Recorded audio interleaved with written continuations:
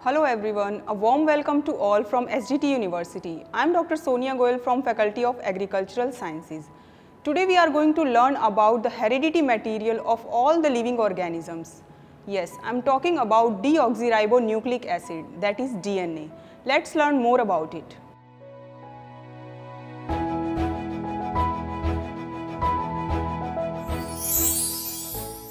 DNA is the information molecule. It stores instructions for making other large molecules called proteins. These instructions are stored inside each of your cells, distributed among 46 structures called chromosomes. These chromosomes are made up of thousands of shorter segments of DNA called genes. Each gene stores the directions for making protein segments, whole protein or multiple specific proteins. DNA is well suited to perform this biological function because of its molecular structure and because of the development of a series of high-performance enzymes that are fine-tuned to interact with this molecular structure in specific ways. The match between DNA structure and the activity of the enzymes is so effective and well-defined that DNA has become over evolutionary time the universal information storage molecule for all the forms of life. Nature has yet to find a better solution than DNA for storing, expressing and passing along instructions for making proteins. This was all about functioning of DNA. Let's discuss about the structure of DNA. Molecular structure of DNA. In order to understand the biological function of DNA, you first need to understand its molecular structure. This requires learning the vocabulary for taking about the building blocks of DNA and how these building blocks are assembled to make DNA molecules. DNA molecules are polymers. Polymers are large molecules that are built up by repeatedly linking together small molecules called monomers. A DNA molecule is composed of smaller structures that are linked together in a non-random sequences called DNA monomers. DNA monomers are called nucleotides. The molecular structure of DNA. In order to understand the biological function of DNA, you first need to understand its molecular structure. This requires learning the vocabulary for taking about the building blocks of DNA and how these building blocks are assembled to make DNA molecules. DNA molecules are made up of polymers. Polymers are large molecules that build up by repeatedly linking together smaller molecules called monomers. There are 4 nucleotide monomers A, C, T, G. Each nucleotide monomer is built from 3 simple molecular parts: a sugar, a phosphate group, and a nucleobase. The sugar and acid in all 4 monomers are the same. All 4 nucleotides are stick together by a phosphate group and a nucleobase to the sugar. The sugar of all the nucleotides is called deoxyribose. It is a cyclical molecule. Most of the atoms are arranged in a ring structure. The ring contains 1 oxygen and 4 carbons. A 5th carbon atom is attached to the 4th carbon of the ring. Deoxyribose also contains a hydroxyl group attached to the 3rd carbon of the ring. The phosphate group is a phosphorus atom with 4 oxygen atoms bonded to it. The phosphorus atom is phosphate has a marked tendency to bond to the oxygen atoms.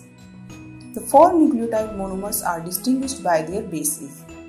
A nucleotide contains adenine, T nucleotide contains thymine, C nucleotide contains cytosine, G nucleotide contains guanine. All 4 of these nucleobases are relatively complex molecules, with the unifying feature that they all tend to have multiple nitrogen atoms in their structures. For this reason, nucleobases are often called nitrogenous bases. Phosphodiester bonds in DNA polymers connect with 5' carbon of one nucleotide to the 3' carbon of another nucleotide. The nucleotide monomer in a DNA polymer are connected by strong electromagnetic attractions called phosphodiester bonds. In order to keep things organized, biochemists have developed a number system for taking about the molecular structure of nucleotides. These numbers are applied to the carbon atoms in the sugar, starting at the carbon immediately to the right of the oxygen in the deoxyribose ring and continuing in a clockwise fashion. The number ranging from 1 prime, identifying the carbon immediate to the right of the oxygen, all the way to 5 prime, identifying the carbon that sticks off the fourth and final carbon in the deoxyribose ring. The phosphodiester bond nucleotide to another always link the 3 prime carbon of the first nucleotide to the 5 prime carbon of the second nucleotide. This forms a covalent bonding between the oxygen sticking off the 3 prime carbon of the first nucleotide and the phosphorus atom in the phosphate group that sticks off the 5 prime carbon of the second nucleotide. These bonds are called 3 prime to 5 prime phosphodiester bonds. Each time nucleotides are bound together, a water molecule is removed through a process called dehydration. Chromosomes are made up of DNA polymers that stick together via non-covalent hydrogen bonds. Chromosomal DNA consists of DNA polymers that make up a 3-dimensional structure called double helix. In a double helix structure, the strands of DNA run anti-parallel, meaning the 5 prime end of one DNA strand is parallel with the 3 prime end of the another DNA strand. The nucleotides forming each DNA strands are connected by non-covalent bonds called hydrogen bonds. Considered individually, hydrogen bonds are much weaker than a single covalent bond, such as phosphodiester bond, but there are so many of them that the two DNA polymers are very strongly connected to each other.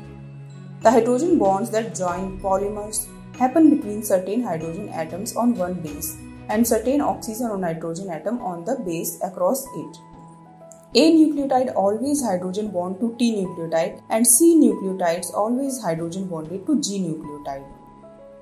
This selective binding is called complementary base pairing. It was first observed by Erwin Chargaff, who developed methods for counting nucleotides in DNA samples and found that the percentage of A nucleotide always equal the percentage of T nucleotide and the percentage of G nucleotide is always equal the percentage of C nucleotide. The biological functions of DNA.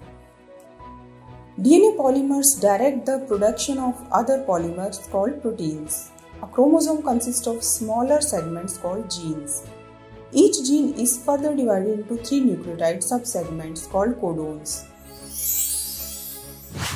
So in today's lecture, we have discussed about the structure and properties of DNA. In the next lecture, we will discuss about the replication of DNA. Keep learning, keep growing. See you next time.